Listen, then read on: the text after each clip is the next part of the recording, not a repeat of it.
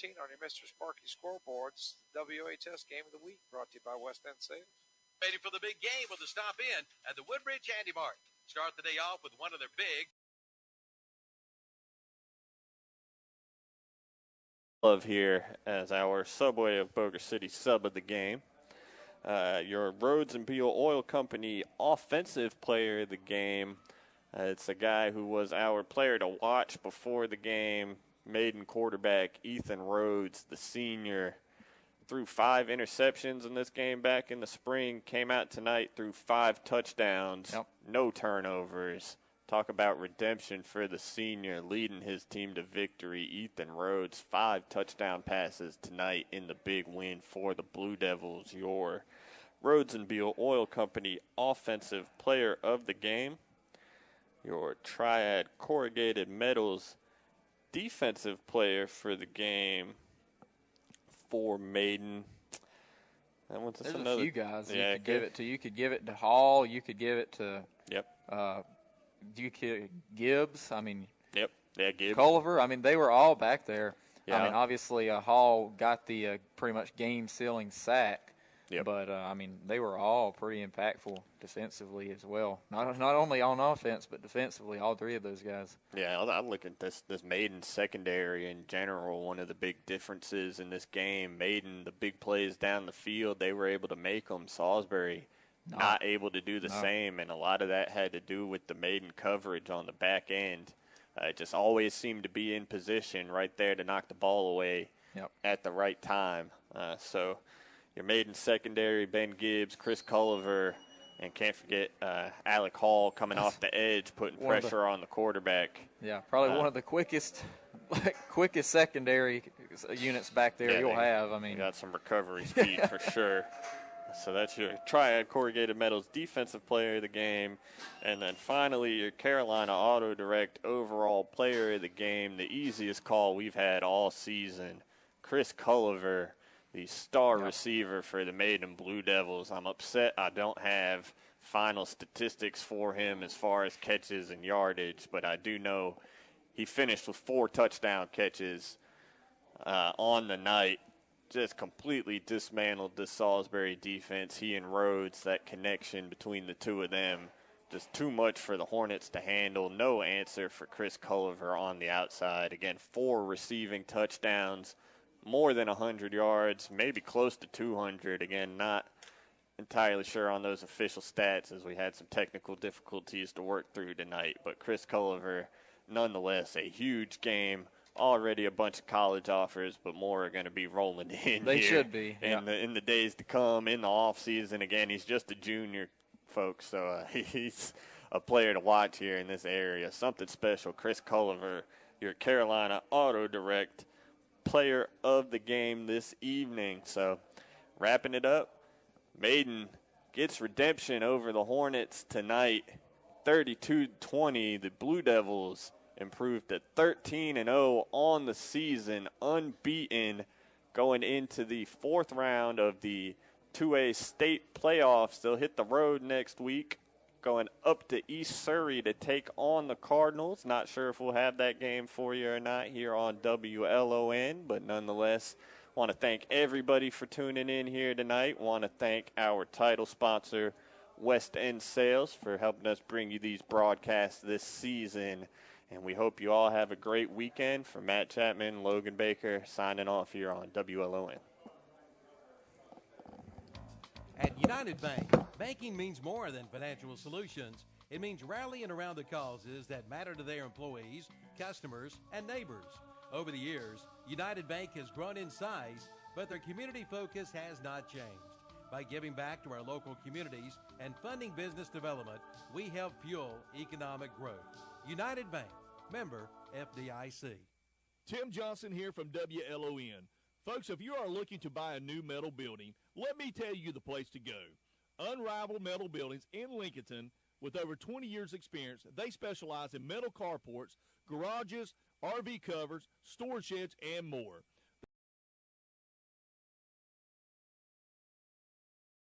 The PA announcer here does a great job with that. And it's just, I can remember the great Larry McIntyre did it for so many years at Crest High School. Absolutely. And so it'll be South Point visiting Sid Bryson Stadium as Snap is back. And that's going to do it. That'll do it. So we'll be right back with the Stamey Funeral of Boston post-game show. We'll be right back. Final score, 35-14. Chargers win on your Mr. Sparky scoreboard. We'll be back in just a few minutes. Celebrating life and healing grieving hearts. That's the theme of the Stamey Tysinger Funeral Home and Cremation Center in Boston and the Stamey Cherryville Funeral Home on Dixie Street in Cherryville. Their staff is committed to providing your family with the highest quality care and service in your time of need.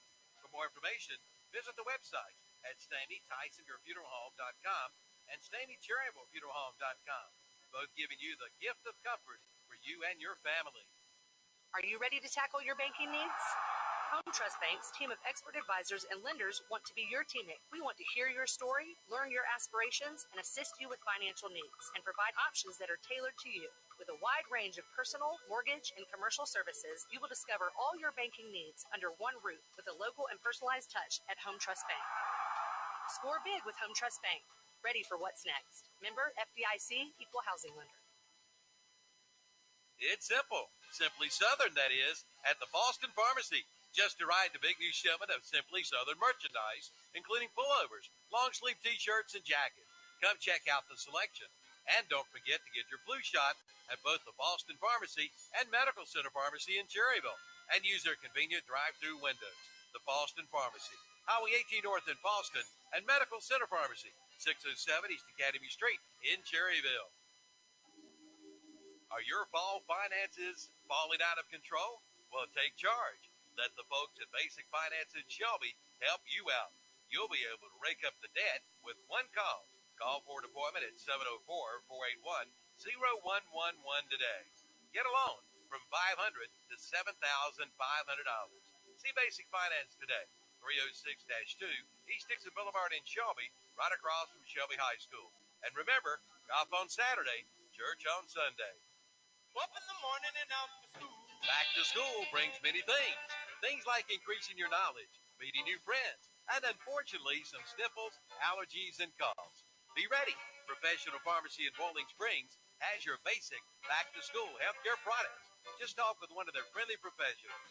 They'll be more than happy to answer any question you may have. Professional Pharmacy, 128 North Main Street in Bowling Springs. Call 704-434-9897 today, where you get the service you deserve from neighbors you can trust. Back here at Sid Bryson Stadium, Crest gets the win 35-14. Let's take a look at the scoring summary. In the first quarter, 11:18 to go. Mari Adams run 7-0.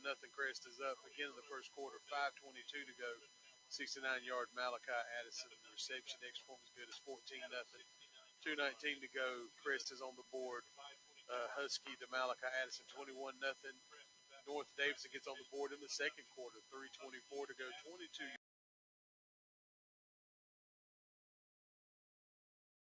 Board once again is a 50-yard interception return by Carter Green. The extra point was good.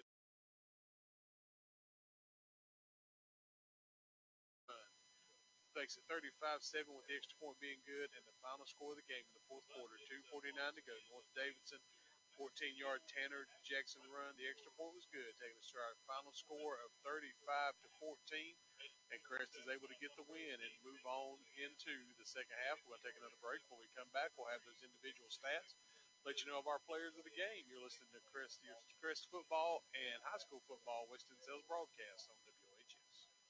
If you've recently got a letter from your insurance company saying you must see one of the large pharmacy chains for your prescriptions, we want you to know that is not necessarily true. Medical Arts Pharmacy in Shelby invites you to come by and talk with Carter or one of their professional pharmacists about your prescription needs. Chances are you can continue getting yours from your local hometown pharmacy. That's Medical Arts Pharmacy, 108 East Grover Street in Shelby. Call 704-487-8068 today. 4 generations. Now think about that. 4 generations of serving our area, providing understanding, care, and comfort to help you through a difficult time. That's Cecil M. Burton Funeral Home and Crematory. That's over 90 years of experience, knowledge, and tradition. Their staff takes pride in the professionalism your family will receive. Cecil M. Burton Funeral Home and Crematory, 106 Cherryville Road in Shelby.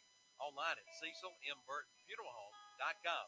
Call 704-480-8383. So you heard the Okies Tire recap of the game. Let's send it over now to Tom Sinafani with our post-game stats for the Crest Chargers. All right, I had Huskies 7 of 19, 98 yards and a touchdown. Leading receiver for Crest tonight was Addison, 4 receptions, 75 yards and a touchdown, including a 59-yarder. Carter Green also had a couple of receptions for 28 yards. And a number of ball carriers for Crest tonight, 2 stand out. Husky, 10 carries, 68 yards. Adams, 24 carries, 230 yards, and 2 touchdowns for the Chargers tonight. Now, I said in the beginning, if you can get a big game from Adams, they did. Turnovers, they turned 2 of them into touchdowns, an interception and a fumble. One was a pick 6, one gave a short field. So the Chargers, did not turn the ball over. So a very clean game for the Chargers tonight, except for the penalties. So, you had a lot of penalties, and I didn't have a chance to add up all the yardage, but they're close to 120 yards of penalties. Yeah, absolutely.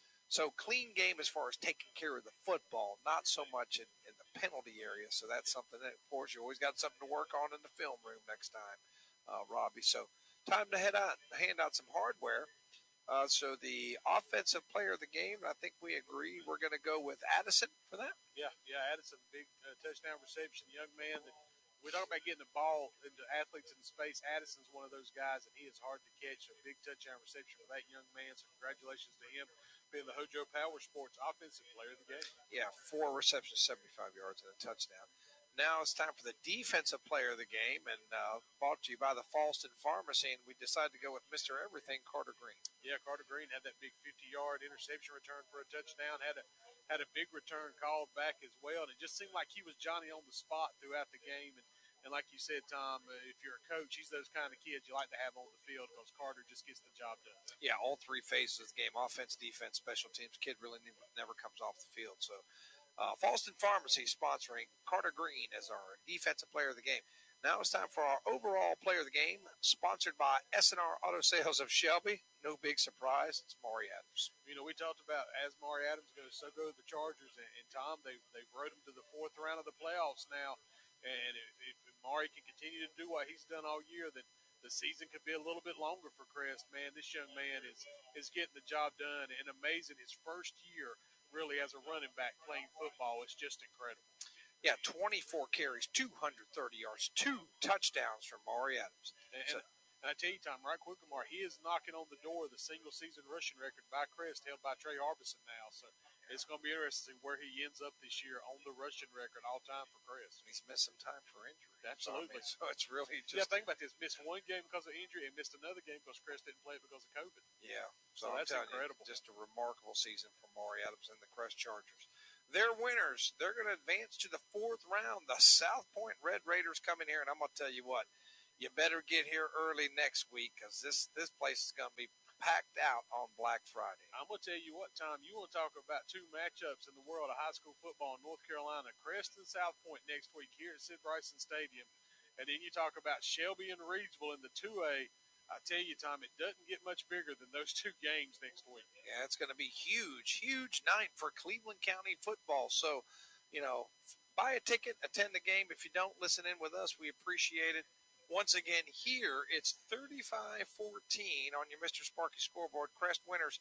We're going to turn on over to Kevin for the full Throttle Powersports postgame show. He and Dennis and whoever happens else to be in that will be giving you all the scores from around the area, all the playoff scores, 1A, 2A, 3A, 4A. They've got it all covered, plus highlights from our guys on the field filming with their iPads. We got highlights of all them. We put all those on Twitter, so check out our Twitter feed, ktcbroadcasting.com, whatsupshopper.com. So check it all out, and we've got local sports covered. So for Tom Sinafani and Robbie Root, one more time, 35-14.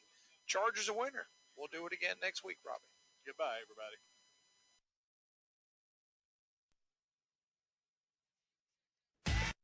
Smiles are the specialty at Family Dentistry in Shelby. Dr. Stroud, Wilson, Thompson, and McMurray invite you in for all of your dental needs.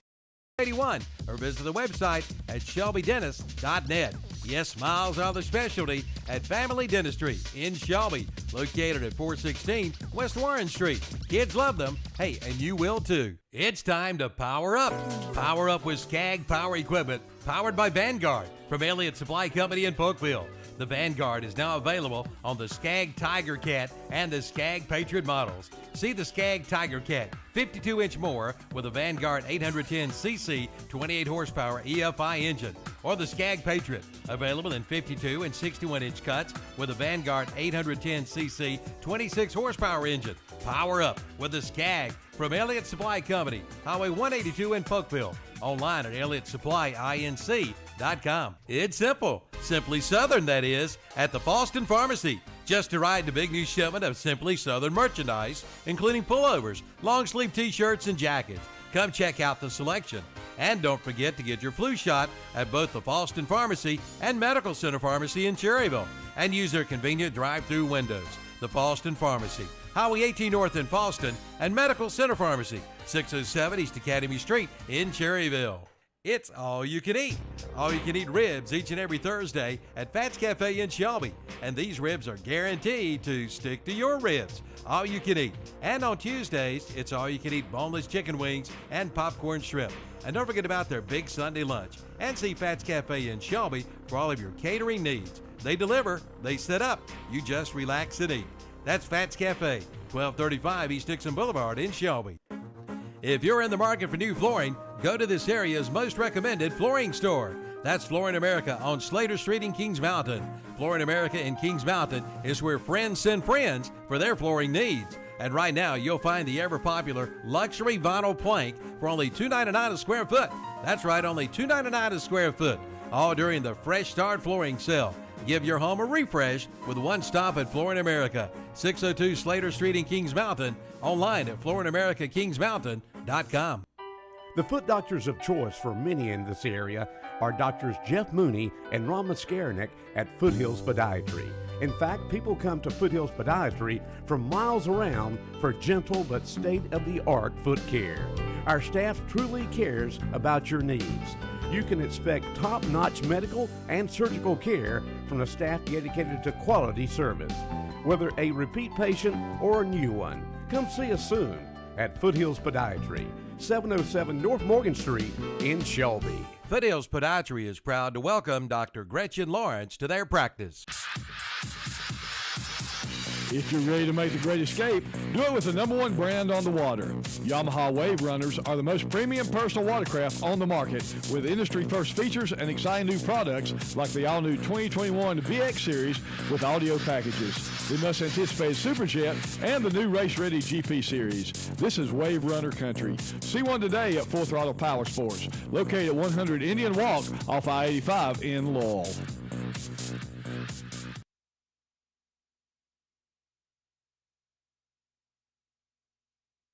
And welcome.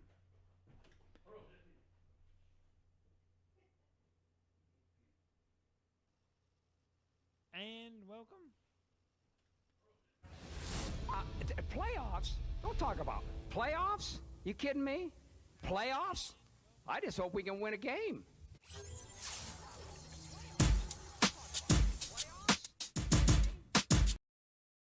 I just hope we can win a game.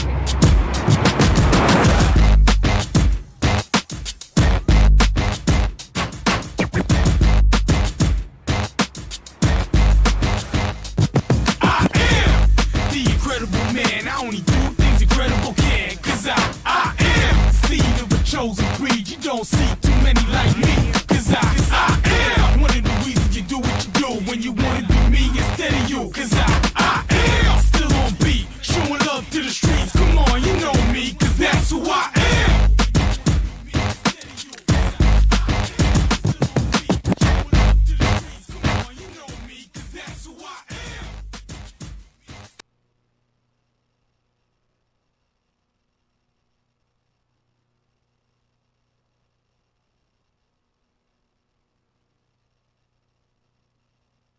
Third person introductions there, Dennis. The JP. He didn't say I'm JP. He's just the as JP. Always JP. Well, good evening, everybody. Thanks for tuning in, and welcome to the Postgame Show brought to you by Full Throttle Powersports of Lowell here in North Carolina. Wonderful little place they got over there. All kinds of fun rides, and we'll talk about that here in just a little bit. But we've got scores and more for you guys. Scores and more. Top 10 is what I mean by that. Highlights and other things. Let's do the scores first for radio guys. We've got Dennis, you talk about your ear volume is right there. Yeah, got it up. You can't hear it at all? Nope. Well, I don't know what to tell you about that. Oh, You should be able to hear me. now- There we now go. it is. There you can hear me. All right, here's the scores. Murphy, 64-31 over Eastern Randolph. Yeah. And I don't have the actual bracket. I need to bring the 1A, 2A brackets up real quick. Right here. The 1A, 2A. Oh, you got the 1A, 2A? 2A. Oh, I've No, got I the 2 and 3 here. 3. Yeah.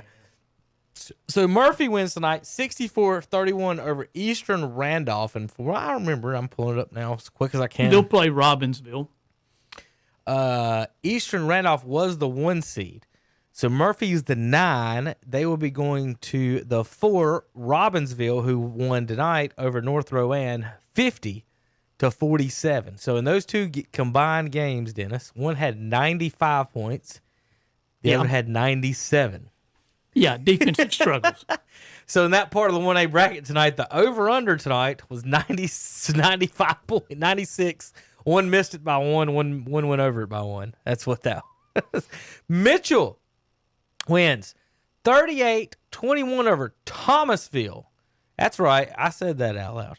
Mitchell, 38-21 over Thomasville tonight. The Mitchell Mountaineers are the 3 seed. They advance to play the 2 seed, Mount Airy, who won tonight 44-7 over Starmount. So in the 1A brackets next week here in the West, you'll have Murphy at Robbinsville, 9-4, and then the 2 and the 3 seed will be playing next week, Mitchell at Mount Airy. So there's your 1A matchups, Dennis. What was it Shannon said to me when I picked all those mountain teams? He said something about you and those mountain teams. Hey, Shannon. I'll leave it at that. Well, we got 5 local teams. Yeah. Kind of local teams in our area. We got 3 in our main 4 counties. We got 2 other teams that we cover in our local broadcast as well. Statesville, Maiden, Crest, South Point, and Shelby will win in advance tonight. Shelby wins 64-15 over East Gaston. They will advance and host. Shelby will host Reedsville next week. Talk about a slobber knocker. They win 50-35 tonight. Dennis, that game was at one time 27-0 Reedsville. Yeah.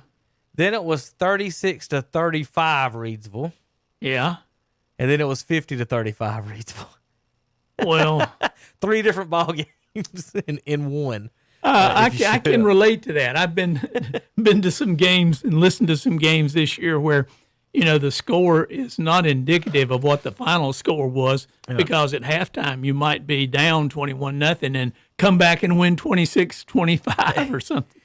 So other part of that bracket, the Maiden Blue Devils, what some will see, even though they're a higher seed, they win tonight 32-20 over Salisbury.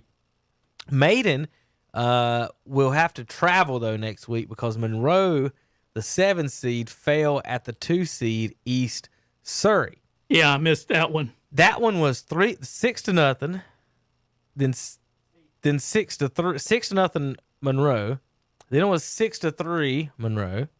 Then it was 9-3 Monroe, and then it ended up being 10-9 East Surrey to finish the game. So East Surrey will play Maiden, and the winner of that game will play Shelby and Reedsville. And as we talk about that in the 2A, we've got Steve Degree, caller on the line from Shelby's big win tonight over East Gaston. A rematch of the teams, and Shelby wins tonight, and they advance to play Reedsville next week at home. Reedsville's the 4 seed, Shelby the 1, Maiden the 3, and East Surrey the 2, Dennis. So 1, 2, 3, 4 seeds All Chalk have advanced in the seedings. And now we have Steve DeGree on the line. What's up, Steve? All right, Steve, and obviously you're doing well tonight.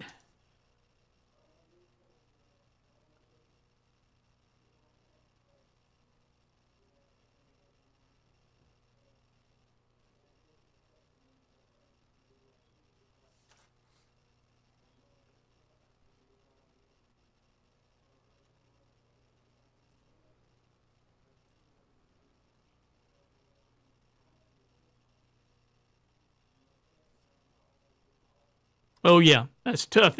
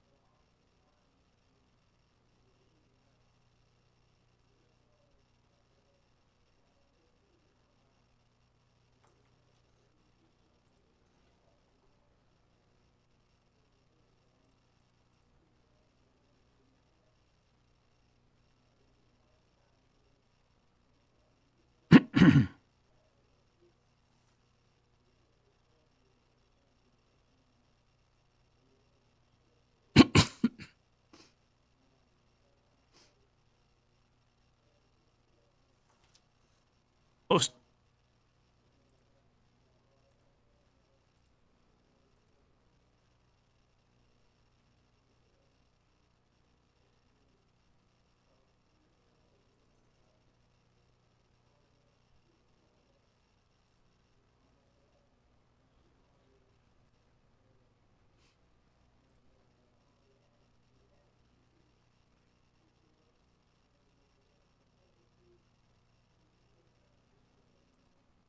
well, that's good.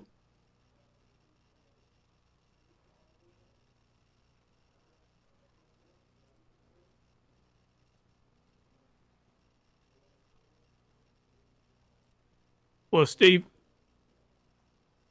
I heard a guy that's a professional football player this week. He was talking about a team. He said, they're not very exciting. They run the ball for 3.5 yards. And then they turn around and they run the ball for 3.5 yards. And then they turn around and run the ball for 3.5 yards. But he said, if my math is correct, that's a first down. And then they just repeat it. And that's basically what you guys did tonight, was you just ran the ball down their throat, so to speak, as we used to say. And you didn't have to go to the air, but when you did, you were very successful with it.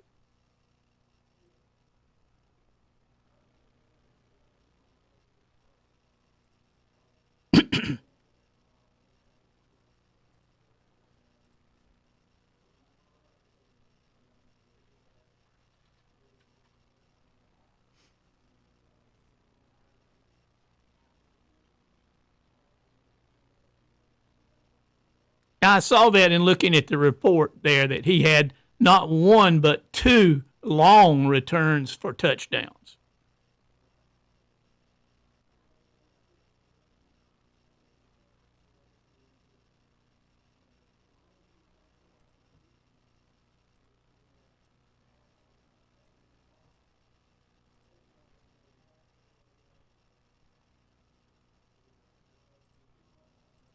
Well, that's good defense, Steve. I'm sure with a little fine tuning, Shelby was ready to step up and do exactly what they did tonight, because you have a good defense. Not only as offense, but you have a great defense as well. Yeah, and also Santana Hopper and Malachi Hammer and all those guys, they played their usual games. And Luke Williams, we call him Ricky Pro, but I got to say once again, my Hogs, the offensive lineman, was the key to Shepard's victory tonight. Jackie Ross. Number 54, we call him Boo Boo. He's a Harvesting kid. And we got Brandon Hoyle playing one guard. Got C.J. Whitener, who's a sophomore, play one tackle. And we got Lipscomb. Jalen Lipscomb plays the other tackle, who's only a junior.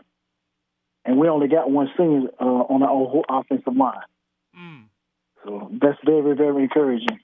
Well, and then we have Mario Allen and Jalen Pierce come in and help us out when we need some extra linemen. Well, Steve, I know you don't want to jump ahead, but do you know anything about Reidsville? You guys have played them in the past. You've been probably looking out of the corner of your eye over there at what Reidsville's done this year. They won tonight 50-35 over Hendersonville. Is there anything special that you're going to have to do this week with your Hogs to beat this team? Well, evidently, Hendersonville scored 35 on them, so that means they'll give us something. So by the time Monday comes, Coach Will Banks and Coach Emery and all those guys, they'll have a good game plan. And if we practice this week the way we practiced last week, we should be fine.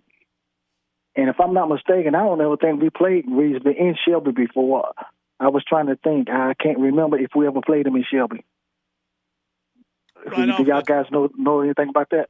Right off the top of my head, I don't, Steve. No. I was thinking that at one time they did come to Shelby, but it's been some years ago.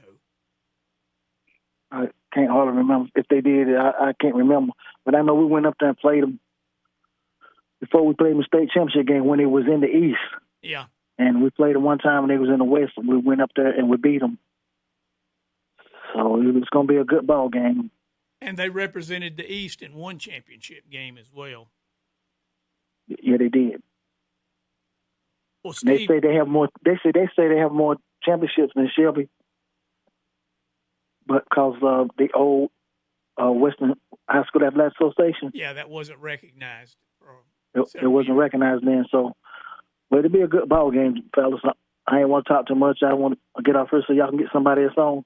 Yeah. But I just want to say congratulations to Chris Chargers for representing Cleveland County also. Yeah. I'm sorry that Kings Mountain lost, but there's some good football in Cleveland County. And as long as the Shelby continue to practice hard and do what Coach Will Banks and the coaching staff, have laid out to play, we should be okay. As long as our defense can hold us up, I think our offense will be fine. Well, let's give a shout-out to the Shelby soccer team as well.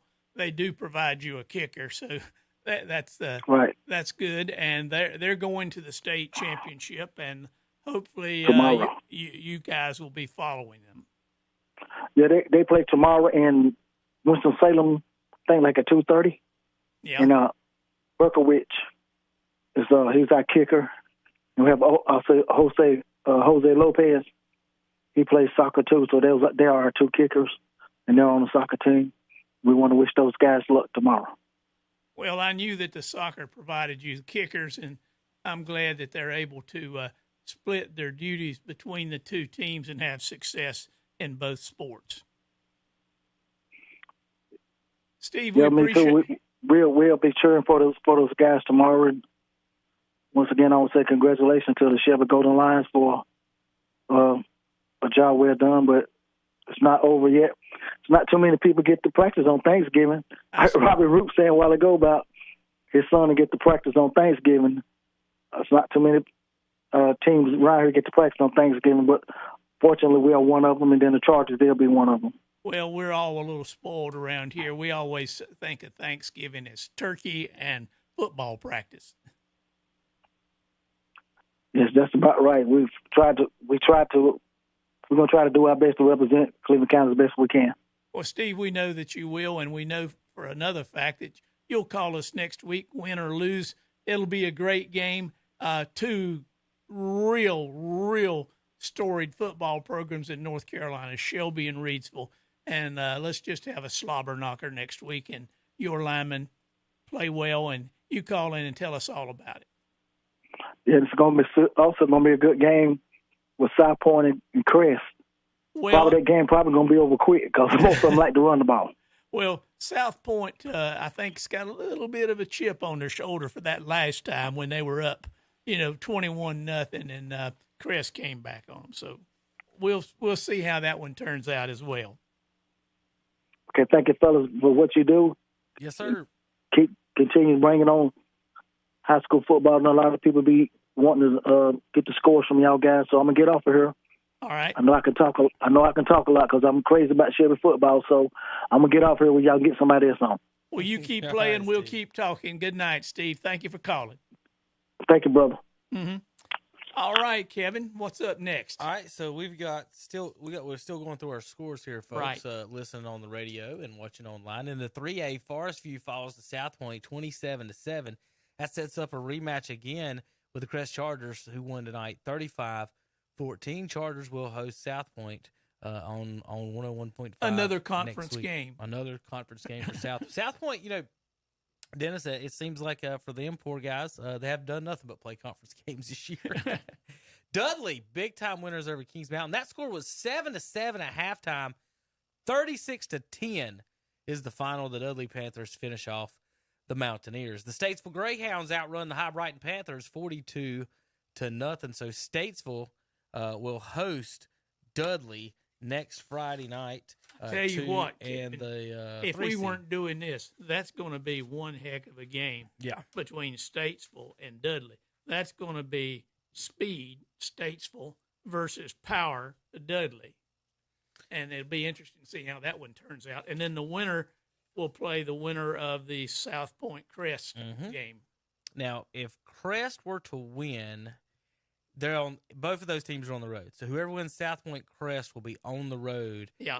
At Statesville or at Dudley, whichever one would advance and go there. So Statesville and Dudley are the 2 and 3 seeds, and that's one thing I was going to mention here in a second. Let me finish up this 4A.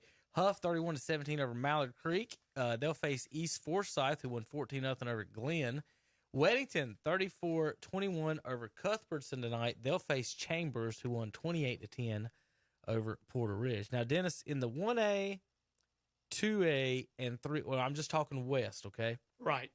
In the 1A, 2A, and 3A West, all 2, 3, and 4 seeds advanced in all three.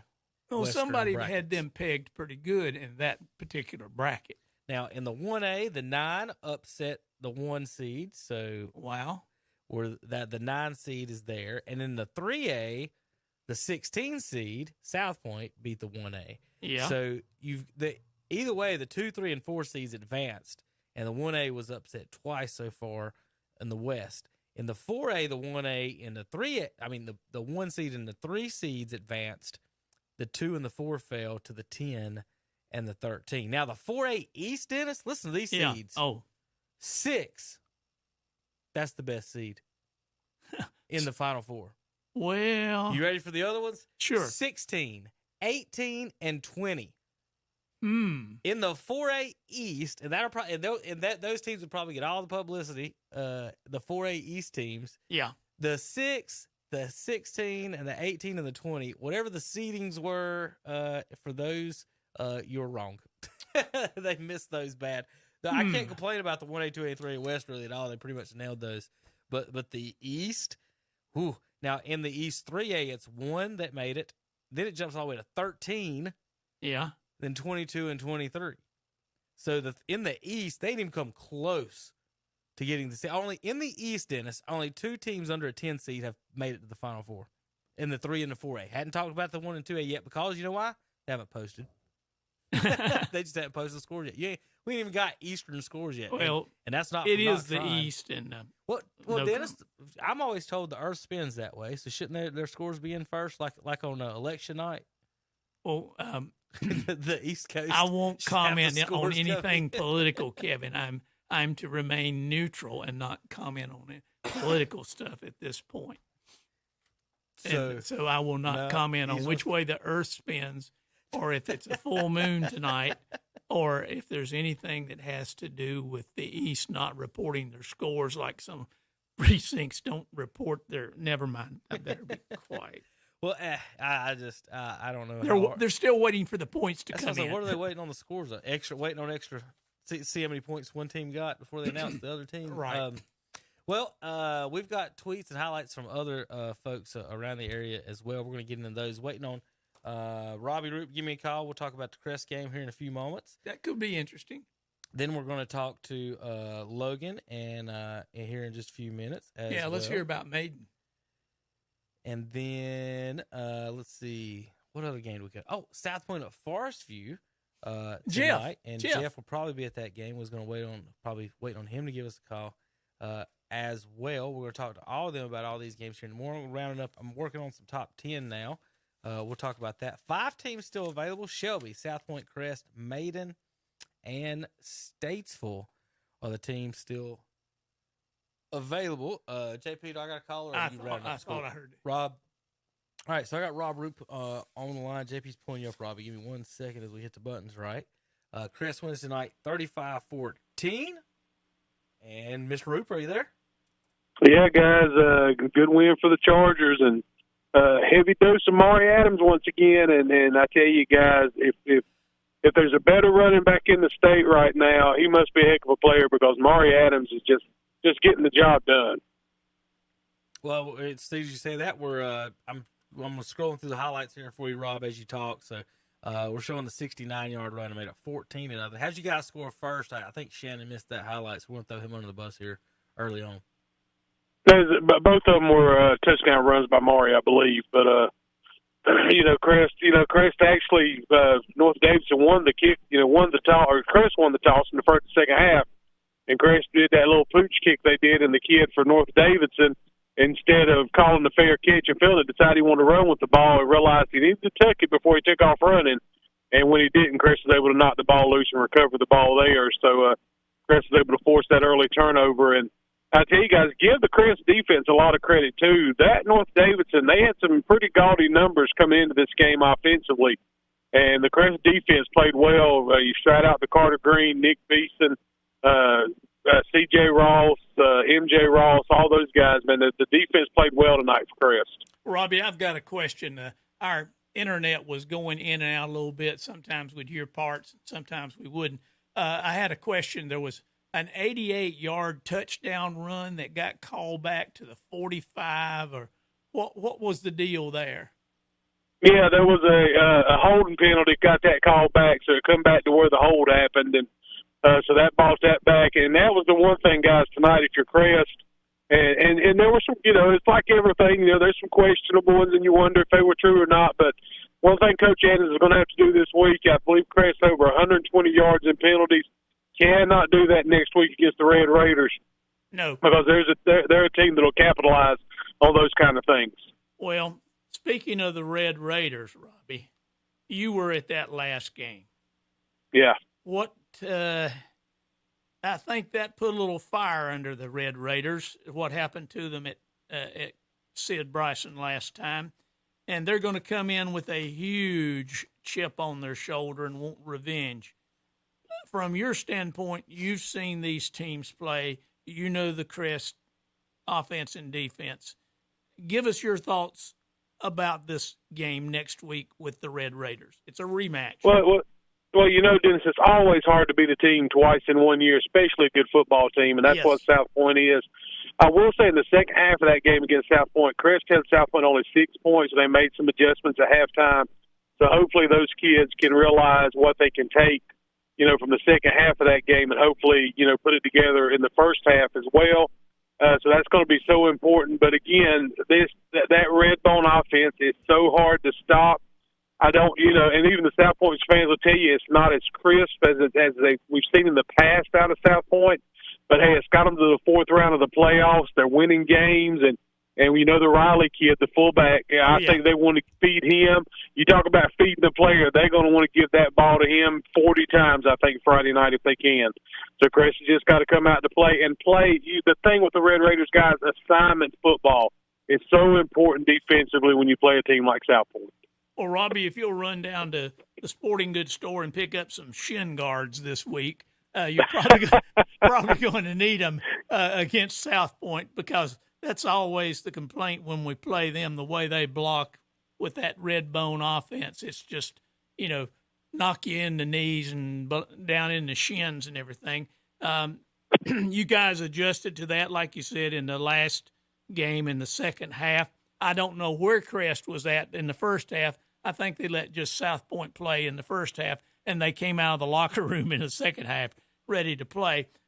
Go back there and wake those boys up so that they come out and start playing in the first quarter.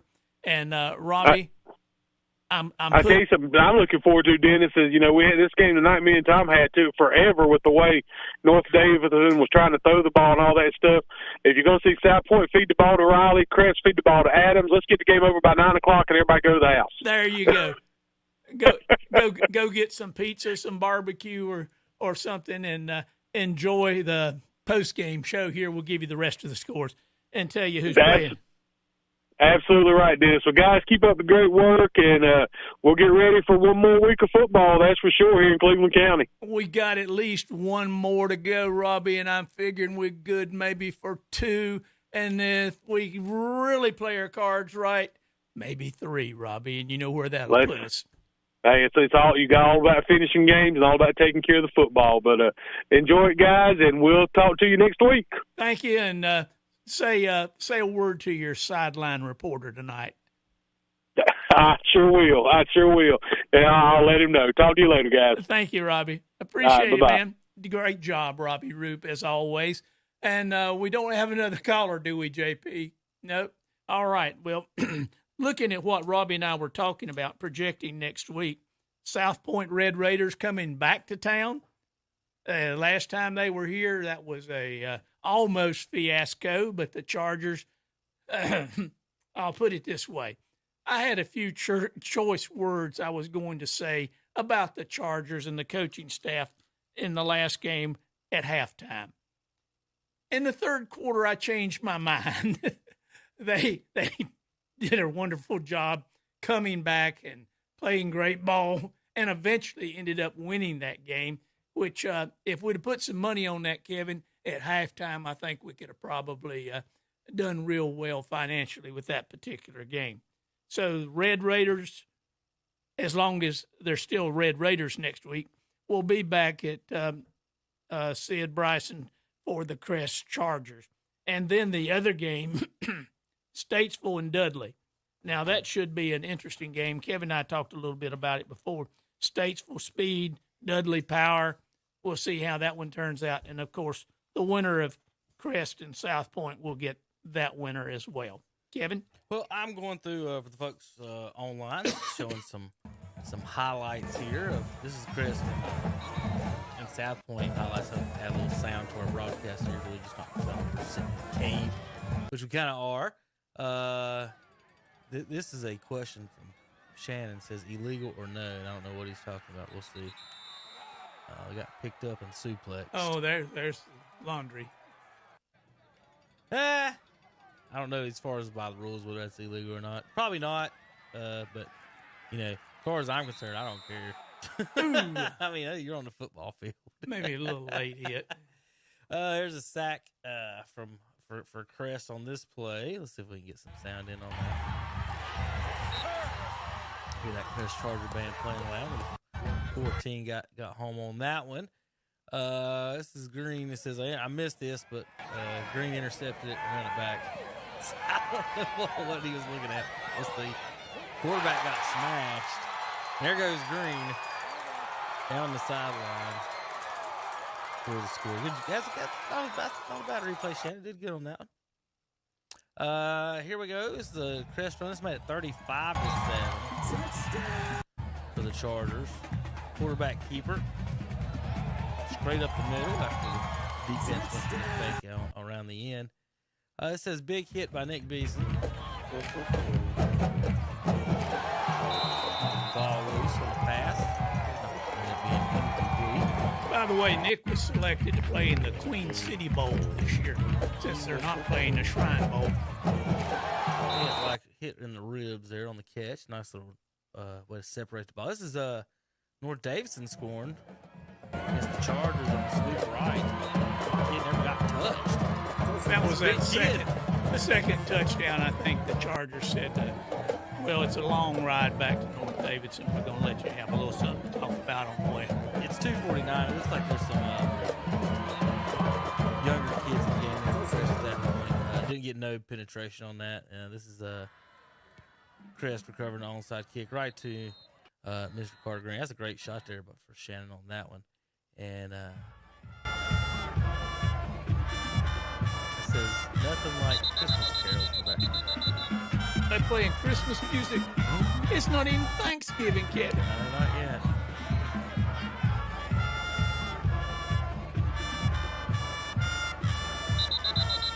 They must have thought this at the Walmart or something. Cut loose, Kevin. 35-14. Glorious. Yeah, I wasn't going to get into all of that, but thank you for that. All right, JP, let's take a break. We come back, we'll break down the more. We'll have more highlights here, more scores and highlights here on the postgame show, brought to you by Full Throttle Powersports of Lowell here in North Carolina. We'll be right back. KDCBroadcasting.com. If you're ready to make the great escape, do it with the #1 brand on the water. Yamaha Wave Runners are the most premium personal watercraft on the market, with industry-first features and exciting new products like the all-new 2021 VX Series with audio packages, the must-anticipated Superjet, and the new race-ready GP Series. This is Wave Runner country. See one today at Full Throttle Powersports, located at 100 Indian Walk off I-85 in Lowell. What's the best way to explain the golf at Glen Oaks Golf Course in Maiden? It's world-class golf for the working class. Yes, golf is never better than it is at the Glen Oaks Golf Course in Maiden, with special programs for seniors, men, ladies, and juniors, plus a driving range, banquet facilities, and a swimming pool, picnic area, and more. For your tee time or other questions, call 828-428-2451. The Glen Oaks Golf Course, 245 Golf Course Road in Maiden. It's world-class for the working class. The Grooming Lady in Lincoln is having specials on all pets under 50 pounds. Bath only. That's right. Half off on bath packages that includes ear, nails, bath, and a Sanitrim. They have a whole new selection of pet products, and that's not all. Some products are on sale for 15 to 25% off. Let the Grooming Lady groom your pet with hugs, kisses, and love. Open Monday, 9 a.m. to 3 p.m., Tuesday through Friday from 9 a.m. to 5 p.m., Saturdays from 8:30 to 1 p.m. 1573 North Aspen Street in Lincoln. Call 980-429-2570. Like them on Facebook. GSM Services is proud to sponsor high school football. GSM helps people live better through improved comfort, health, and energy efficiency. They provide high-quality home and commercial improvement services, such as heating and cooling, energy audits, duct and dry vent cleaning, attic insulation, crawl space solutions, generators, commercial roofing, and HVAC, indoor air cleaning products, and much more. GSM has been taking care of their customers' comfort since 1927. This unmatched experience has led them to build reliable processes to serve you and offer the guidance to help you choose the right options for your home and business comfort needs. Call them today at 1-800-NEW-COOL. Again, 1-800-NEW-COOL for GSM Services. Are you looking for a security system for your home or business? Then look no further, folks. Ham Security in Lincoln is the #1 home and business security system installer in Lincoln, Gaston, Catawba, and Cleveland County. Family-owned business with over 40 years of service. Specialized in residential, commercial, small businesses, and they can even help you customize your security cameras. Let their devices and the latest generation technology protect and keep your family and business safe. Ham Security, 419 East Sycamore Street, Lincoln. Call at 704-732-7090. Ham Security, keeping families and businesses safe.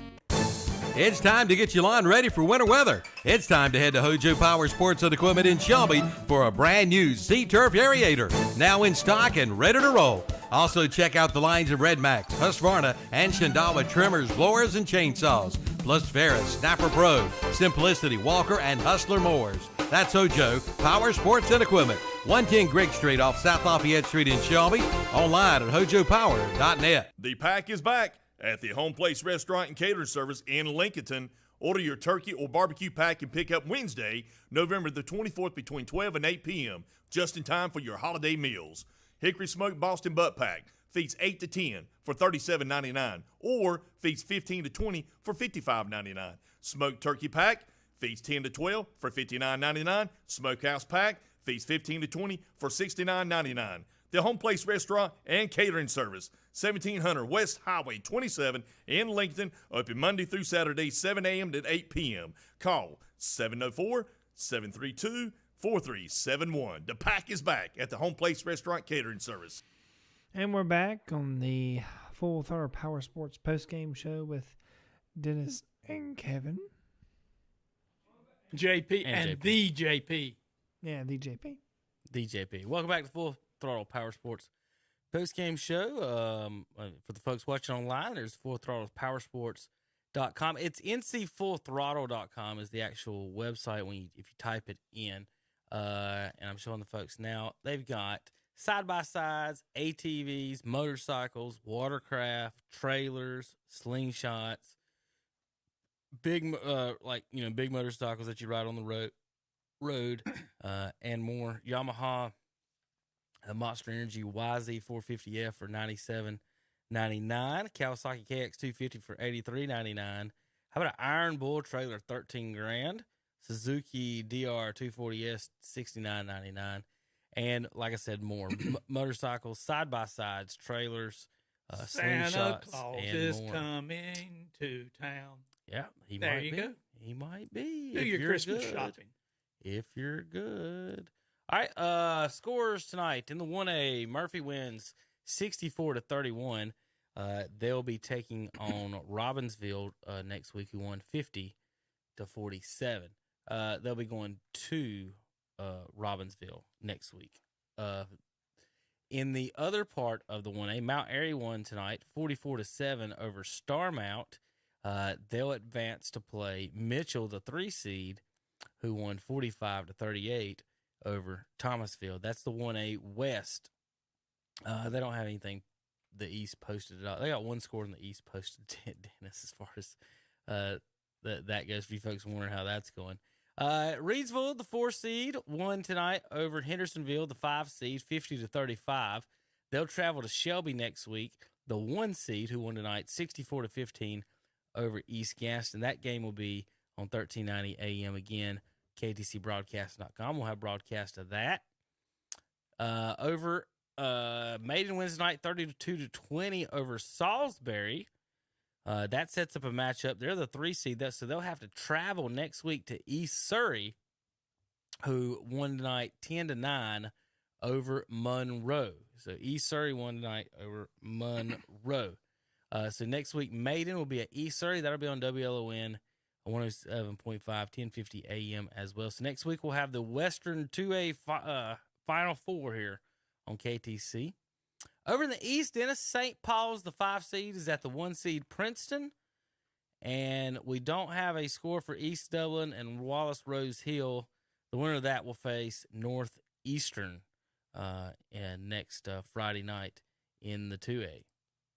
Now, over in the 3A, of course, South Point beat Forest View 27-7, and Crest won 35-14. So that sets up a rematch between those two teams from a few weeks back. 4 seed Crest will be hosting the 16 seed South Point. Statesville and Dudley will be playing next week to play the winner of Crest and South Point. Statesville won 42-0 this week over Highbright, and Dudley 36-10 over Kings Mountain. Statesville's the 2 seed. Dudley is the 3.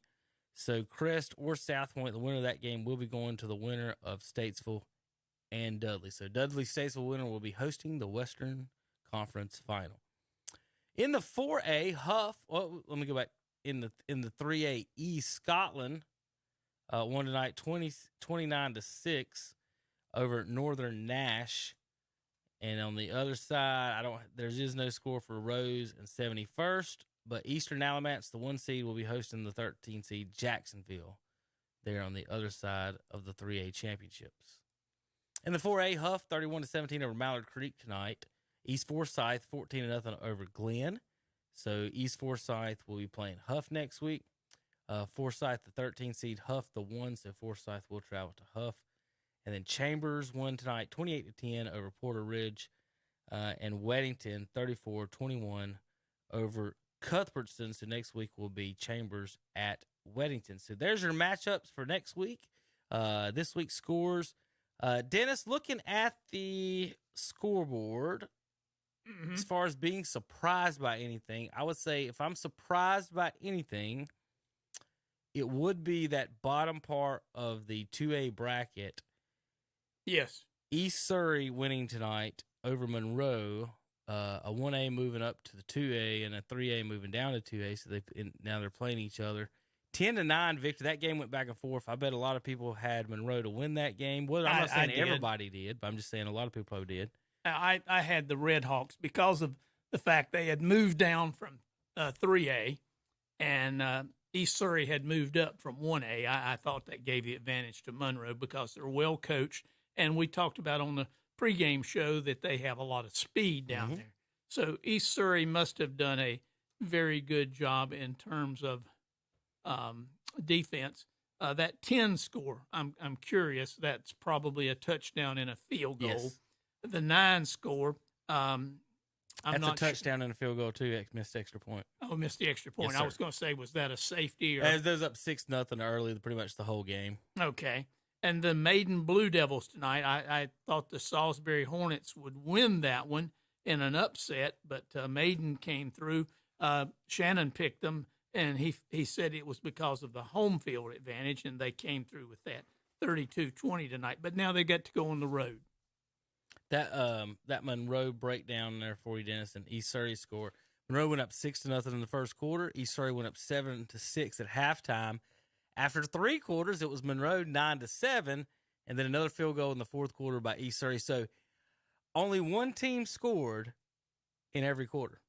So what you're telling me, Kevin, no team scored twice in a quarter, is that Monroe lost because they missed an extra point. Yes. That's the way the ball bounces. You know, we a lot of times, let's say, for example, Shelby, they play a lot of, like tonight. It didn't matter who was kicking for Shelby. But next week, if they're in a game against Monroe or East Surrey or Reedsville, whoever they are, and when you do get into a close game, the kicking really does matter a lot in high school. You take it for granted in college and pro when we're watching it. We're going to kick the extra points. But Dennis, game after game, week after week, we have 1 or 2 games on our schedule we look at and we're like, they lost tonight because they couldn't get the extra points in. And we've had teams in our area years after years, either miss an extra point or not even that. It's you get late in the game, hey, we're going to go for 2. Well, you're talking, and then you lose by 1. You're talking to a team that lost a state championship because the Shrine Bowl kicker mixed an extra point. Yeah, I mean gee. The South Point Burns game in the spring was one of the craziest ones when the Burns kicker showed up in the third quarter, basically, or second quarter, and won the game for the Bulldogs because they missed the extra points earlier. South Point, theirs wasn't even there, I think, is what it was. And so both teams sitting there with no kickers because of soccer matches, and you end up having that. So, yeah, just weird there looking at that. The scores, Monroe scored 6 in the first quarter, East Surrey nothing. East Surrey scored 7 in the second quarter, Monroe nothing, 3 for Monroe in the third. They just rotated the scoring by quarter. All right, I think Logan is getting logged in to talk about this game tonight. We had Maiden and Salisbury. We'll see if that's who JP is getting set up. Maiden wins tonight 32-20. That game was Maiden 7-0 after the first quarter, Maiden 13-7 at halftime. In the third quarter, Dennis, 19-0. They outscored Salisbury to go up 32-7, and then Salisbury with 2 scores in the fourth to make it 32-20. Do we got Logan on ready? What does that mean? Oh, he said just about. I didn't know what he meant by that, Dennis. I don't either, to be quite honest, Kevin. Earth to JP. That's our hey, JP. It's okay. It's a full moon. Yeah, that's our JP. He'll be here. He should be on now for breakfast. He says he's on now. We'll see. Logan Baker, are you there? Evidently not. Logan, are you there? Oh, hello. Hey, Logan. Hey, buddy. There we go. We got you live now, in charge here in the studios. Logan Baker tonight was at the Maiden Salisbury game. We're pulling up the highlights as we talk. Maiden wins tonight big time, 32-20. We went kind of through it a little bit earlier. I don't know how shocking this is or if it is shocking. Obviously, a very extremely good Maiden football team this year, being undefeated. But a lot of people are high on Salisbury through the years and how they've been. But even if Maiden won tonight, how many people saw it, Logan? At one point, you would have it 32-7. Yeah, no, I tell you, to be honest, I went into this game expecting Salisbury to come out on top, just because of the success they've had in recent years and the success they had in that same matchup in the spring against Maiden. But yeah, I tell you, this Maiden team, they are very dominant. They seem to just be getting better and better. And tonight, they beat a very good football team, with being Salisbury, and yeah, they're for real. I tell you, they've got a wide receiver. They're Culliver. He's definitely. We'll see him on TV at the college level someday. He's already got plenty of offers, and he's just a junior in high school, but he's already got tons of offers from big universities across the country. So. He had an unbelievable night. I mean, I don't know if I've ever seen at the high school level such a dominant performance from a wide receiver. I mean, he just went up, made plays, and plays that really weren't even there. He was able to make happen, and just without a doubt, even on both sides of the ball, he plays defense as well. He forced a few incompletions on that side of the ball as well. So. Yeah, Maiden's got a heck of a team. They got a heck of a quarterback, really strong defense, and they got a really, really strong wide receiver core. But, yeah, I mean, I didn't see it getting as out of hand as it did, but, yeah, good win for Maiden. Logan, what's number two's name there? We're showing the highlights here as you talk that Jason got. And Chris Culliver. And one comment that I did hear Matt say, kind of laughed. He said there was one pass over there. He said, at this point, I assume he's going to catch everything that's thrown in his direction.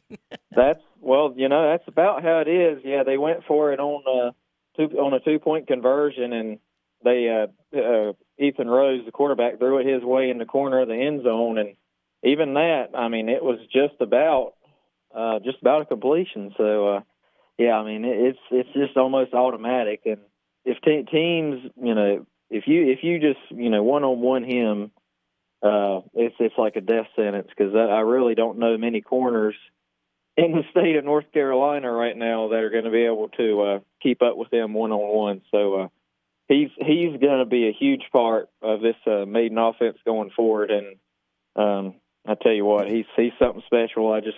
I really hope he can keep improving and stay healthy, and not getting any kind of trouble, because if he keeps going on the path he is right now, he's going to be a heck of a star someday. How big is he? He looks to be rather tall. He's kind of tall and lanky, but he's quick. He's definitely quick. He's not one of those that's really kind of when them being taller, they're a little bit slower. I mean, he's the size. He's pretty big, and he runs like Tyreek Hill out there. So. If I had to guess, just looking at him on film, I would say probably 6'3" or 4. Well, Dennis has a good guess. They've got it right here on the interweb. Christopher Culler, 6'3", 180, 1,000 yards on the season, average 20 yards per catch, 50 catches on the season total. I believe not looking at 19 touchdowns, maybe. I think that's what that means. Well, if that's current, if that was before tonight's game. You add add 3 to that. Right. I think I'm pretty sure they haven't updated it before by right now. Yeah. Yeah. Just looking at him, yeah. what you're talking about being able to throw to someone.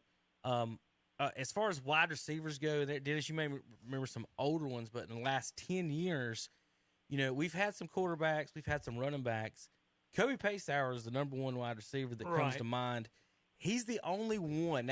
Now, East had Sage and Chaz, right? Yeah. Yeah. I'm not saying they fed the ball to Sage like that, but Kobe, I thought they went to him in that overtime game against Charlotte Catholic, Dennis. Yeah. There were plays that were like, everyone in this house knows that Kings Mountain's about to throw the ball to Kobe Pacehour. And he could still get it. And they did it. And that's kind of what you guys were talking about tonight with Culliver for Maiden, right? Well, you had the Dollar kid over at East Lincoln, too, and supposedly the Twitty kid at Thomas Jefferson is going to Virginia. I think Pacehour was the best in person that I've seen. Again, I wish I could get out there to see Culliver in person just to see it like you guys are talking about, Logan. Well, I remember some kids that came through. Obviously, Crest back in the days when I was there. We had some guys like Chesley Borders, and Chesley went on to play for the University of North Carolina at wide receiver. Had a little cup of coffee in the pros and the semi-pros. But we had some great players. Obviously, some Shelby kids would fit in there. The Borders kid that went to East Carolina was very good. He was really good to me after the catch. Yeah. Going up for it, throwing a pass to him like Logan and them, I still think Kobe's the best. Sage is he might be the best route runner, reliable. Like I don't know if I saw too many incomplete passes, but they just didn't toss it up to him that one play. I've seen a couple plays the last 2 weeks. I'm not saying the quarterback's not making good throws, Logan. You've been there. What I'm saying is that there's a couple plays where they just take 2 or 3 steps and sling it his way, and that's what I've seen on the highlights the last 2 weeks and what you're talking about there, right? Yeah, I mean, it's like I said, it's just about automatic. It's kind of you expect, and I think Rhodes, I'm sure the quarterback, if he looks over in Culliver's direction and he reads that he's in one-on-one coverage, I mean, he's more times than not he's going to take a shot. And it's not just the thing about their receiving core. Is Culliver obviously is definitely the main guy. He is just a freak on the football field, but they have 2 more really good receivers. They have Alec Hall, who also had a touchdown reception tonight. He's been really good. He's another one of those kind of receivers. He's not as dynamic right now as Culliver is, but he's another one of those, just kind of like Culliver. You just kind of tell them to go down the field, and more often than not, they're going to beat their man. And then they have, I believe his name, Sigmund, one of their receivers as well. He had some big catches tonight. Maiden's got a very, very dangerous receiving core.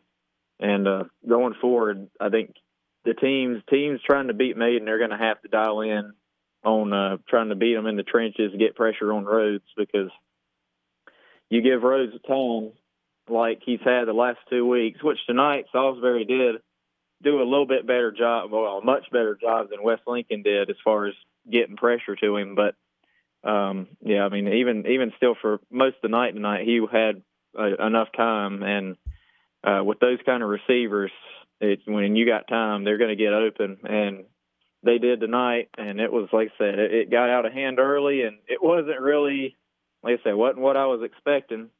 But it was, like I said, a very, very impressive win for Maiden over, like I said, a very good Salisbury team. So a lot to look forward to if you're a Blue Devils fan, that's for sure. All right, real quick, before you get out of here, I want you to handicap. We'll talk a little bit about next week. So East Surrey's undefeated.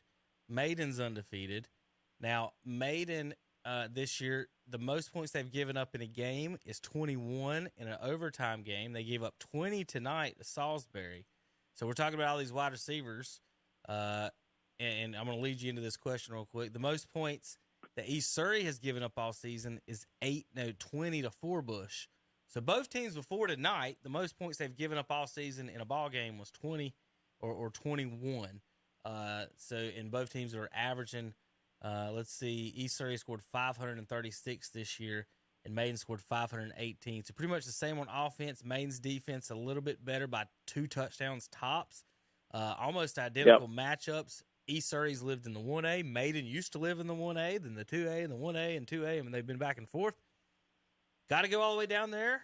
Logan, what do you think about any thoughts, any early thoughts about this game? You heard anybody mentioning or talk about this at all? I know a lot of people thought Monroe, but East Surrey with the win tonight. Now we got 2 undefeated teams next week. And what I'm I don't know. Real quick, and what hold on, Logan. What I was kind of asking is about that Maiden defense. You want a little bit about that as opposed, we're talking about this offense, but the defense has been pretty good this year. Only 101 points in 12 games. Well, I tell you. Their offense kind of leads into their defense because normally 3 of their guys back there that are playing at corner or safety is Alec Hall, Gibbs, the running back, and Culliver. And, Hall and Culliver, they're receivers, and they're out there playing defense in the defensive backfield. So they're about probably the fastest people you'll be able to put in those positions back there. And then Gibbs as well, he kind of rotates in and out of basically playing corner and safety, but he's quick too. He nearly had an interception tonight. So they're quick. I mean, they're very quick, and especially in the backfield, it's not easy to with those guys out there, it's not easy to pass deep on them because, like I said, you got Culliver back there who he's extremely quick, and he's got really good hands too, being a receiver, and same thing with Hall. So I mean, it's hard to pass deep because of just how quick they are and how they can get over, across the field. So I think it's going to be interesting. I think it's really going to kind of come down to it. I think it'll be a little bit closer. Like I said, the competition is going to get tougher and tougher the deeper it goes. Yeah, I don't know. Maiden's got a team right now. If they're playing at their best, they've got a championship caliber team. I'll go ahead and say that they got a championship caliber team, I believe, and they look like one tonight. I'll just say that. All right, Logan. Well, I appreciate it. And you have a good weekend and stay safe and stay warm, buddy. All right, you too. All right, good night, guys. All right, have a good evening, Logan. That's Logan Baker with the WLON team and the Maiden Blue Devils tonight. We're covering Maiden now with Lincoln and teams knocked out of the playoffs. Dennis, this could be another down the road Maiden Shelby rematch in the playoffs. Well, that's what I was thinking. That's the case. Maiden to be undefeated at that time, and of course Shelby's only lost this year to a 4A South Carolina school. But Shelby has the 1 seed. So if we look at that, yes. And let's just project ahead.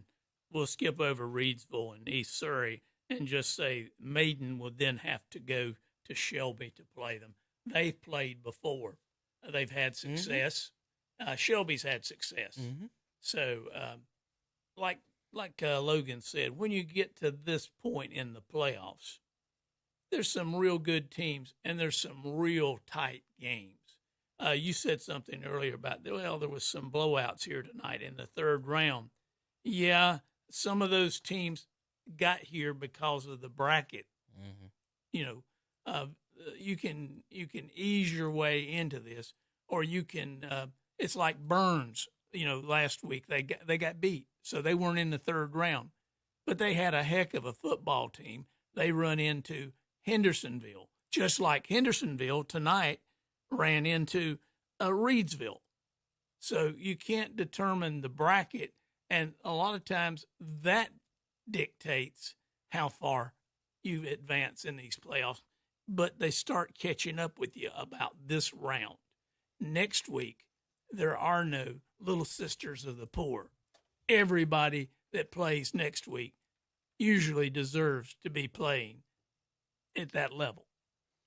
All right, JP, we're going to take a break. When we come back, we're going to finish up the show with some more highlights and other scores and news and notes and previews for next week on KTCBroadcasting.com.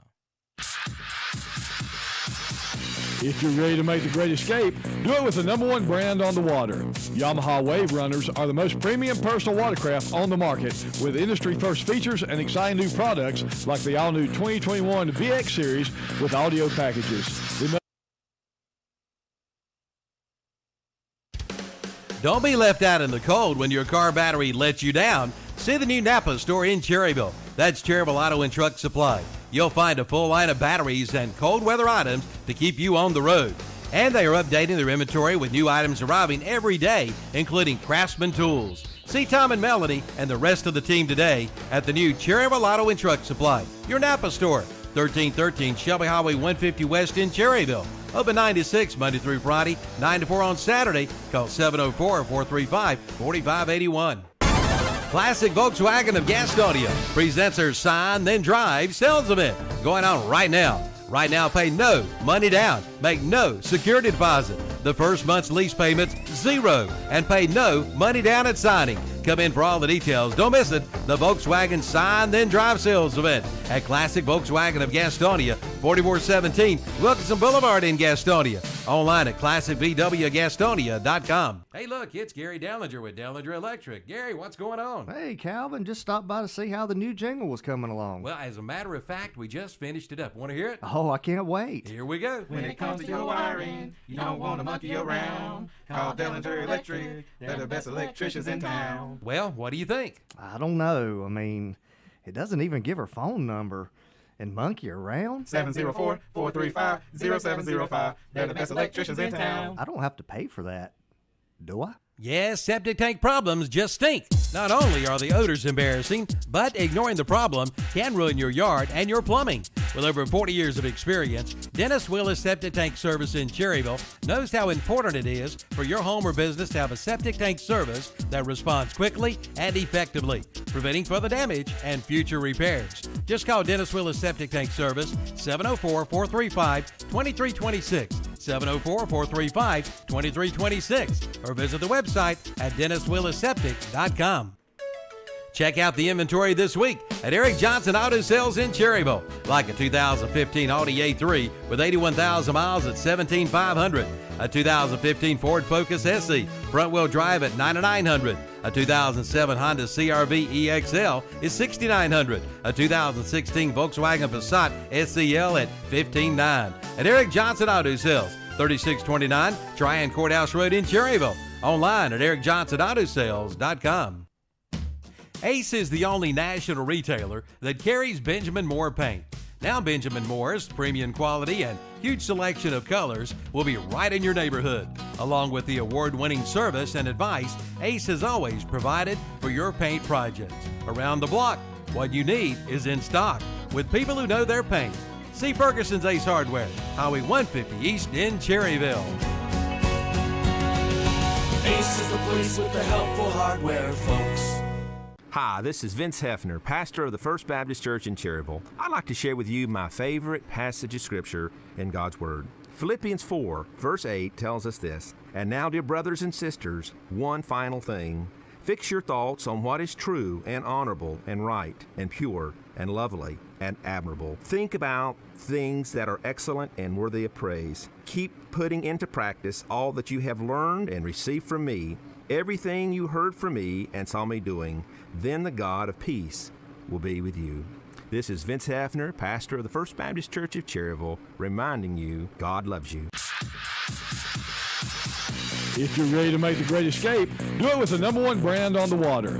Yamaha Wave Runners are the most premium personal watercraft on the market, with industry-first features and exciting new products like the all-new 2021 VX Series with audio packages, the much-anticipated Superjet, and the new race-ready GP Series. This is Wave Runner country. See one today at Full Throttle Powersports, located at 100 Indian Walk off I-85 in Lowell. And welcome back to the Full Throttle Powersports postgame show with Kevin Dennis and the JP. And we have a caller on the line waiting. You've already forgot who called, didn't you? No, Matt Royster. Matt Royster. Hey, Matt Royster, you on the phone? What's going on, fellas? Y'all doing all right? What's up, Matt? First of all, I want to thank you for volunteering to do what you did tonight. Not many people volunteered to go to Belmont. Well, it was better than your Plan B of Greensboro Dudley. So, didn't mind that drive a bit. Well, Kevin gave me the option. I said, I think I'll just go to South Point tonight. with all the teams spread out and on the road, a couple of them on the road this week. Now, I've got your highlights up, Matt, while we're talking about this. I'm going to scroll through them. Yeah. For a few minutes. Did a great job as always. The shots Thank look you. good.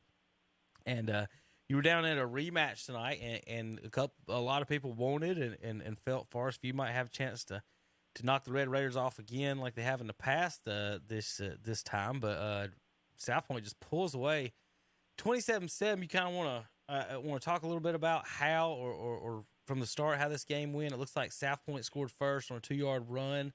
To make it 7-0 there in the first quarter there, Matt. Yeah, I mean, South Point pretty much controlled the game. They controlled the time of possession. They ran the ball. They got that wishbone offense, of course.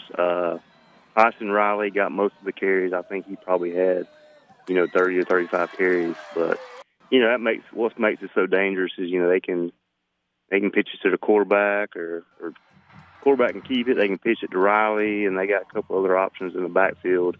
They did throw the ball downfield a few more times than I, have seen South Point do that in the past.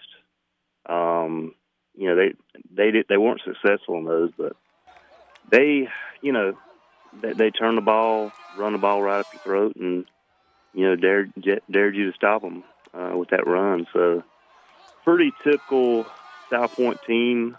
From what we've seen in the past several years. They got a strong defense, got some boys up front that can put a lot of pressure on the ball, and they pretty well control most of the game. And it looks to me you had a 30-some yard field goal, 32-yard field goal there from Charlie. Yeah, their kicker's got a big leg, and they weren't afraid to send him out there and let him kick some. So that's just another threat that they have. But moving forward to next week, like I say, I expect to see a heavy dose of Tyson Riley. And the quarterback, Pfeiffer, like I say, he's a pretty good dual threat quarterback as well. So, but pretty typical South Point team. They had a good victory tonight. The crowd was into it, and good victory for those guys. Matt, we always talk about their offense. Well, what did the South Point defense look like as far as putting pressure on the quarterback? They got any playmakers on defense? Because this is what Crest has to deal with next week. They got to stop that. But South Point's always also got to stop Crest. And how do you've seen them both, obviously, this year. Mm-hmm. How do you handicap this game going forward next week? Well, I tell you, South Point's got a lot of big guys that can put pressure on the ball and stop the run. Forest View didn't throw the ball much either, so I didn't really get a chance to see, kind of how their secondary did. But the time they did throw the ball downfield, they were successful in stopping it. So I don't know how they matched up against Crest. I think Crest is a different team, it looks like, from when Burns played them, earlier in the year, and Burns was able to get that victory. From what I've seen from them in highlights and seeing their scores, they've really improved, through the season since that early season matchup. So it's not going to be an easy test. It's not going to be an easy game for Crest by no means. They got some boys on defense that are pretty good. Well, Matt, I think you did make a good point, and I know Dennis knows more about this than I do as far as Crest having a different team. It seems like, Dennis, 4, 5, 6 weeks now, I could come in here and say, who's playing quarterback tonight? Is Maury Adams running tonight? And Eli Hall's out for the season. So it has been, as non-consistent lineup as far as what I get. But it looks like everything's coming together right now here at the end of the season. Well, they had some players who were injured, and they have healed and come back into the lineup. They've had, unfortunately, Eli, who is going to be playing for Wake Forest next year, is injured his knee in a non-football thing and is out for the year, had to have some surgery. I think the biggest thing that's made Crest go this year is the line has improved, as we talked about. Now, Matt knows that Burns beat this team early, and they've had the tendency, and they did this against Burns. And here again, we were talking about extra points. Well, it cost Crest a tie because they had missed an extra point from an excellent kicker. But they spotted Burns. What, Matt? You were at that game. I was just listening here, and I don't recall the details, but Burns was up like 21-0 or something, and then Crest finally decided in the second half to start playing. It's 21. Yeah, Crest 21-7 pretty much dominated the second half of that game. We were up big first. It was kind of like two separate games. And that's Burns controlled first half, Crest controlled the second half, but Burns was able to hold them off just enough.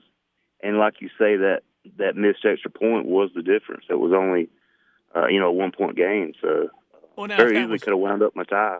If that was one game, you'd say, okay, that's one game. But that seemed to be the first half of the season. We were talking about a different Crest team. You were talking about how they've improved. And I think the improvement is the fact that they learned, hey, we got to play in the first half.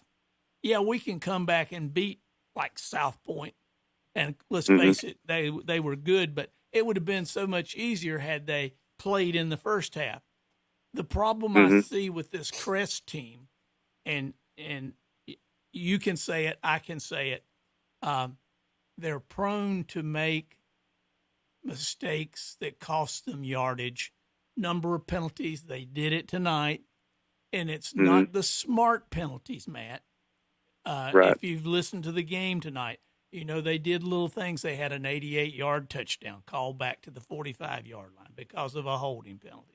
Blah, blah, blah. It's this, that, and the other.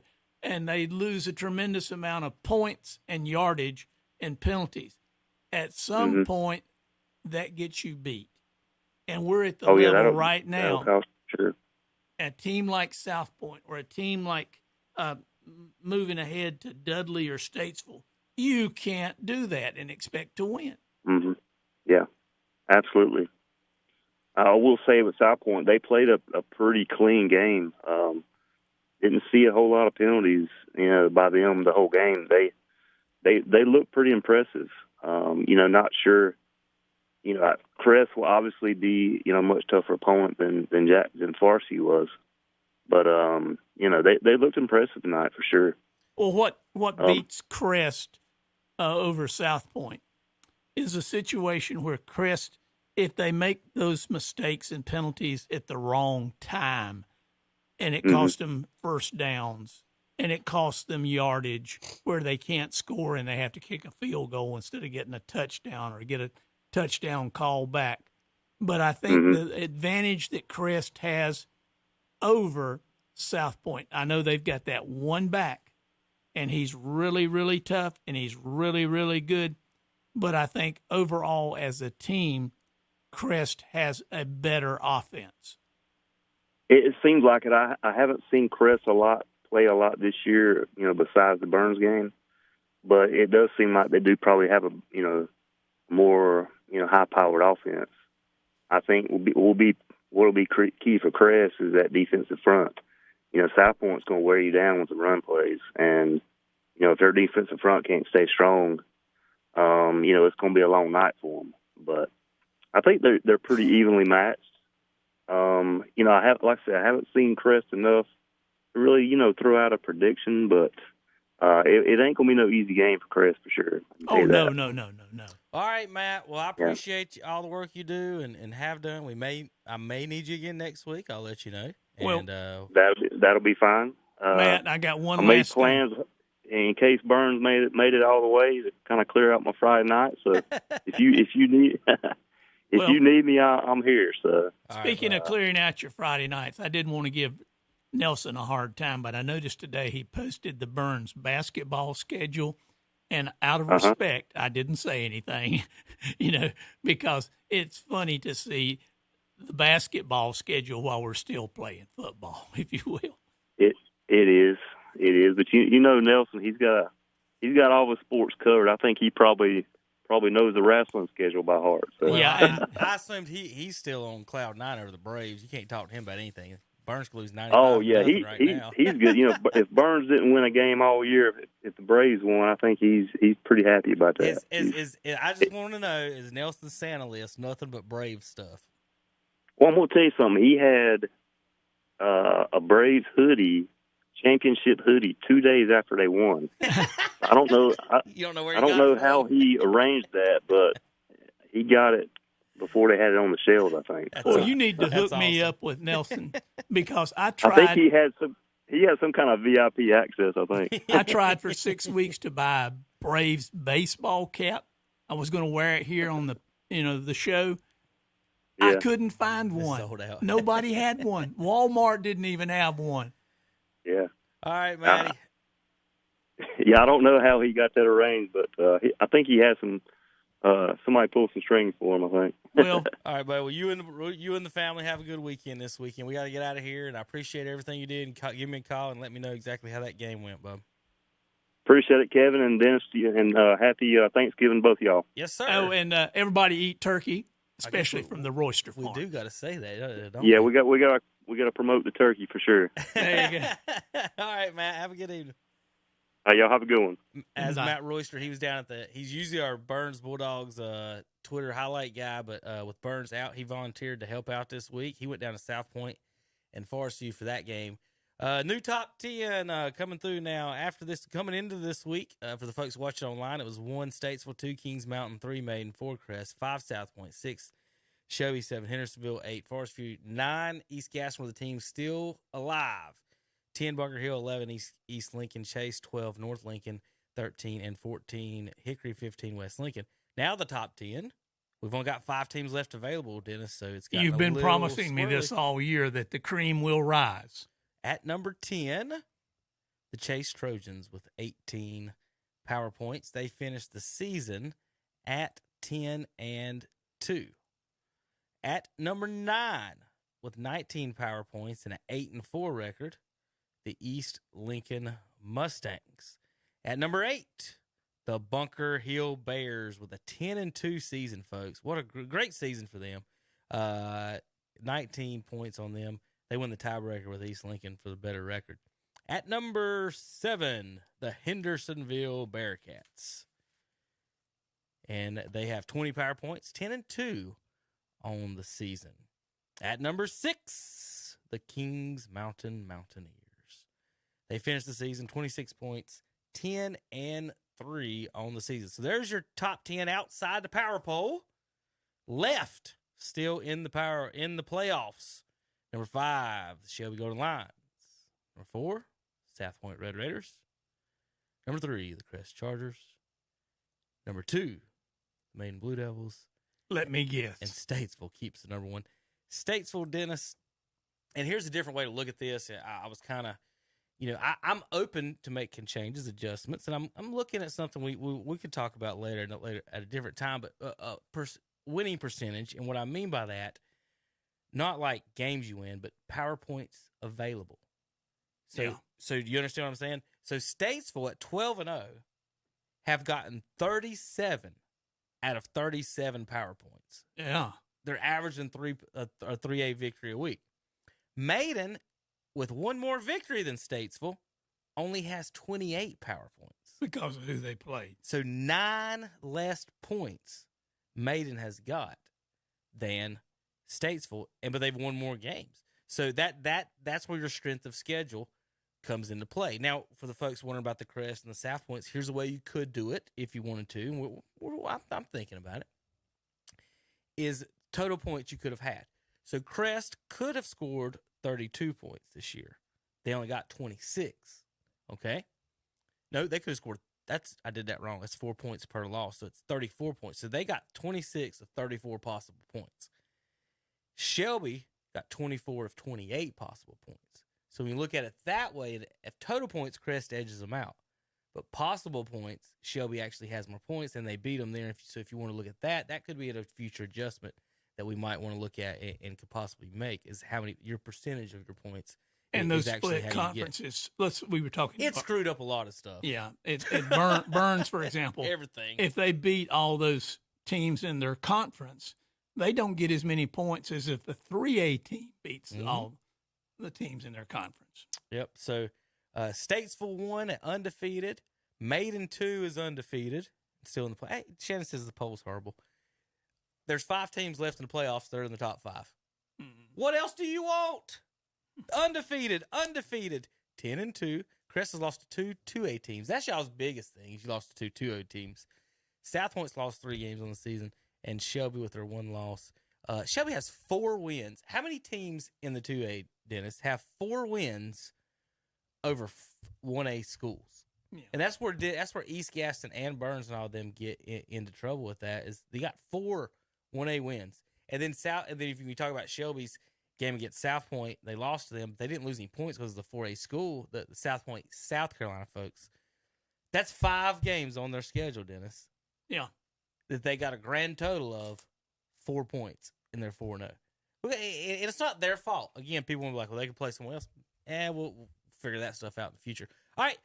Get back to the scores for tonight and talk about next week's matchups. Again, one more time before we get out of here. Murphy, 64-31 over Eastern Randolph. They'll play Robbinsville next week, 50-47 winners over North Rowan. Mitchell wins tonight, 38-21 over Thomasville. They'll play Mount Airy next week, who won 44-7. Shelby Golden Lions, 64-15 over East Gaston tonight. They win. They'll play Reedsville next week, 50-35. Who beat Hendersonville tonight, 50-35. And just give me the little. Shit, he's so stupid. Maiden, 30-22 over Salisbury tonight. We'll be going to East Surrey next week, who won tonight, Dennis, 10-9 over the Monroe Redhawks. Crest wins tonight, 35-14. They'll host South Point next week, who won 27-7 over Forest View. Kings Mountain Falls tonight. Their season ends at Dudley, 36-10. They'll play Statesville next week, 42-0. Huff Huskies so far, 31-17 over Mallard Creek. East Forsyth, 14-0 over Glenn. Weddington, 34-21 over Cuthbertson. And Chambers, 28-10 over Porter Ridge. They'll all play each other. Dennis, final thoughts? Final thoughts. Exciting games this week. A couple of surprises in some scores. But next week, put on your big boy pants because everybody's tough and each game's going to be a slobber knocker. All right, we'll see you guys next week on KTCBroadcasting.com. You know me, 'cause that's who I am.